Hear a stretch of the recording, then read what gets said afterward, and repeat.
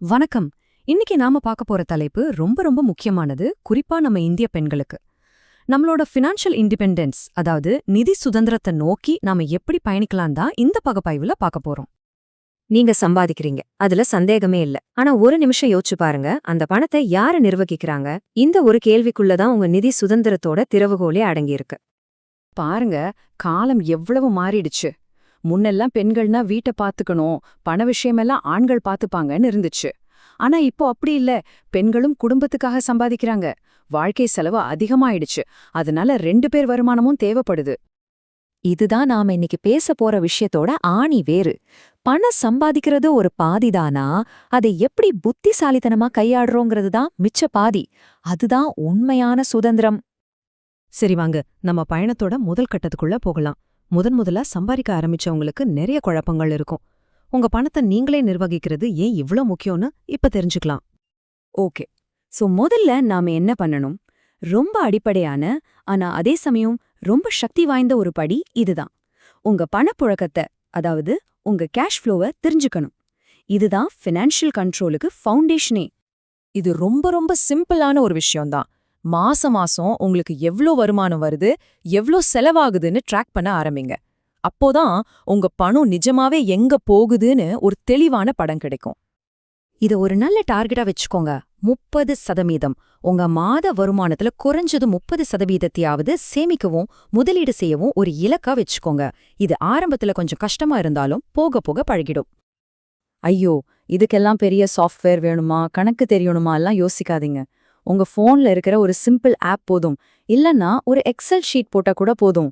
உங்க கண்ட்ரோலுக்கு பணம் வந்துரும். சரி, இப்போ நீங்க சேமிக்க ஆரம்பிச்சிட்டீங்க. அடுத்த ஸ்டெப் என்ன? அந்த சேமிப்புக்கு ஒரு கவசம் போட்டு பாதுகாக்கணும். வாழ்க்கையில என்ன வேணா நடக்கலாம் இல்லையா? அதிலிருந்து நம்மள பாதுகாத்துக்கிறது ரொம்ப முக்கியம். இதுக்கு பேரு தான் எமர்ஜென்சி ஃபண்ட். குறைஞ்சது 6 மாசத்துல இருந்து 9 மாசம் வரைக்கும் உங்க மாச செலவுகளை சமாளிக்கிற அளவுக்கு ஒரு தொகையை தனியா எடுத்து வைக்கணும். திடீர்னு வேலை போனா, இல்ல பிரெக்னன்சி லீவ், குடும்பத்தை பாத்துக்க வேண்டிய சூழல் வந்தா இந்த பணம் தான் உங்களை காப்பாத்தும். சும்மா யோசிச்சு பாருங்க, ஒரே ஒரு பெரிய மருத்துவ செலவு, நீங்க வருஷக்கணக்கா சேமிச்ச பணம் முழுசையும் காலி பண்ணிட முடியும். ஷாக்கிங்கா இருக்குல்ல? அதனாலதான் நமக்கு இன்சூரன்ஸ்னு ஒரு 2வது பாதுகாப்பு அடுக்கு கண்டிப்பா தேவை. உங்க முழு குடும்பத்துக்கும் ஒரு நல்ல ஹெல்த் இன்சூரன்ஸ் பிளான் எடுத்துக்கோங்க. அதோட உங்க கணவருக்கு மட்டும் டேர்ம் பிளான் எடுக்காம உங்களுக்கும் ஒரு டேர்ம் பிளான் எடுத்துக்கிறது ரொம்ப ரொம்ப அவசியம். இத கண்டிப்பா ஞாபகம் வச்சுக்கோங்க. ஓகே, இப்போ நம்ம கிட்ட சேமிப்பும் இருக்கு, பாதுகாப்பும் இருக்கு. அடுத்தது, நாம சம்பாதிச்ச பணத்தை சில பொதுவான நிதிப்பொறிகள்ல இருந்து எப்படி புத்திசாலித்தனமா காப்பாத்துறதுன்னு பார்க்கலாம். இதுக்கு பேருதான் லைஃப் ஸ்டைல் இன்ஃப்ளேஷன். சம்பளம் ஏற ஏற நம்ம செலவும் ஏறிக்கிட்டே போகும். புது போன், பெரிய காருன்னு இஎம்ஐ, கிரெடிட் கார்டு பில்லுன்னு ஒரு கடன் வலைக்குள்ள போய் மாட்டிக்க அதிக வாய்ப்பு இருக்கு. இதுல ரொம்ப ஜாக்கிரதையா இருக்கணும். வரிய பார்த்து பயப்படாதீங்க. அது சரியா திட்டமிட்டாலே நம்ம கைக்கு வர பணத்தை அதிகப்படுத்த முடியும். செக்ஷன் 80C, 80D மாதிரி விஷயங்களை பயன்படுத்தி வரிய சேமிக்க கத்துக்கோங்க. இது உங்க சேமிப்பை இன்னும் அதிகமாக்கும். இதுவரைக்கும் நாம பார்த்தது எல்லாமே பணத்தை எப்படி சேமிக்கிறது, பாதுகாக்கிறது பத்தி தான். இப்போதான் ரொம்ப எக்ஸைட்டிங்கான பகுதிக்கு வரும். நம்ம பணத்தை எப்படி நமக்காக வேலை செய்ய வச்சு அத பல மடங்கு பெருக்கிறது. சிப், இந்த பேரை கேட்டு பயந்துராதுங்க.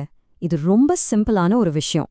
மாசம் ஒரு குறிப்பிட்ட தொகையை நீங்க செட் பண்ணிட்டா போதும், அது ஆட்டோமேட்டிக்கா உங்க பேங்க்ல இருந்து மியூச்சுவல் ஃபண்ட்ல முதலீடாயிடும். அவ்வளோதாங்க. இப்போ பார்க்க போற நம்பர் உங்களுக்கு ஆச்சரியமா இருக்கலாம். மாசம் வெறும் 25,000 ரூபாய் 20 வருஷம் தொடர்ந்து முதலீடு செஞ்சா கூட்டு வட்டியோட சக்தியால அது கிட்டத்தட்ட 2.25 கோடி ரூபாய் வரைக்கும் வளர வாய்ப்பு இருக்கு. இதுதான் சீக்கிரமா முதலீடு பண்றதோட மகிமை. இதெல்லாம் நாம எதுக்காக பண்றோம்? இது எல்லாத்தோட இறுதி இலக்கு ஒன்னே ஒண்ணுதான். நம்ம கால்ல நாம நிக்கிறது. யார்கிட்டயும் பணத்துக்காக கையேந்தாம சுயமா முடிவெடுக்கிற அந்த உண்மையான சுதந்திரம். சரி, ஒரு தடவை வேகமா எல்லாத்தையும் திரும்பி பார்த்துடலாமா? முதல்ல உங்க வரவு செலவை ட்ராக் பண்ணுங்க. அப்புறம் ஒரு எமர்ஜென்சி ஃபண்டை உருவாக்குங்க. உங்களுக்கும் உங்க குடும்பத்துக்கும் இன்சூரன்ஸ் எடுங்க. கடன் வலையில சிக்காதீங்க. வரிய சரியா திட்டமிடுங்க. கடைசியா எஸ்ஐபி மூலமா உங்க பணத்தை வளர வைங்க. உண்மையான நிதி சுதந்திரம்னா என்ன தெரியுமா? சம்பாதிக்கிறதோட நிக்காம அந்த பணத்துக்கான முழு பொறுப்பையும் நாம எடுத்துக்கிட்டு அதை எப்படி நிர்வகிக்கிறது, எப்படி முதலீடு செய்யறதுன்னு கத்துக்கிறது தான். இன்னைக்கு நாம நிறைய விஷயம் பேசியிருக்கோம். ஆனா பேசுறது மட்டும் போதாது. அதனால நான் உங்ககிட்ட கேக்குற ஒரே கேள்வி, உங்க நிதி எதிர்காலத்தை உங்க கையில எடுத்துக்க இந்த வாரம் நீங்க எடுக்க போற அந்த ஸ்டெப் என்ன? யோசிச்சு ஒரு முடிவெடுங்க. நன்றி.